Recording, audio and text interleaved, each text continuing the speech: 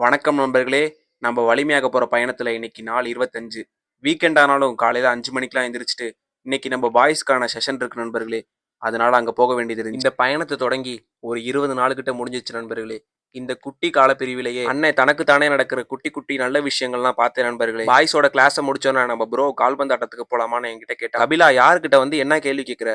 வா கிரவுண்டுக்கு போலான்னு சொல்லிட்டு கபிலனை ஏத்திட்டு கிரவுண்டுக்கு போயாச்சு. நானும் கபிலனும் கிளாஸை முடிச்சுட்டு கிரவுண்டுக்கு போறதுக்கே ஒரு 8:30 கிட்ட ஆயிடுச்சு நண்பர்களே. சனிக்கிழமை வந்துட்டாலே காலை வேளையில நானும் கபிலனும் எங்க ஒண்ணு வீட்டு நண்பர்களோட போயிட்டு கால்பந்து ஆடுறது வழக்கம். வானிலை நல்லா இருந்தனால பாய்ஸ் ஆட்டத்தை சீக்கிரம் முடிக்காம நாங்க நினைச்சதை விட கொஞ்சம் அதிக நேரமே விளையாண்டுட்டோம். ஆட்டத்தை முடிச்சுட்டு நானும் கபிலனும் வழக்கமா போற ஜூஸ் கடைக்கு போகாம பக்கத்துல இருக்க ஜூஸ் கடையிலேயே ஜூஸை குடிச்சிட்டு வர வழியில முட்டையை வாங்கிட்டு வீட்டுக்கு வந்துட்டு ஒரு குளிர் குளியல போட்டு தூங்க போனவன் தான் 3 மணி நேரத்துக்கு அப்புறம் எந்திரிக்கிறப்ப பின்தொட லைட்டா காமாவிங் ஆகுற மாதிரி இருந்துச்சு.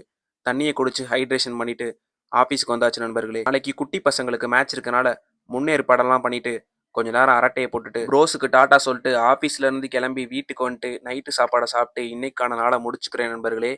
ஃபிட்டா இருங்கடா பாய்ஸ்.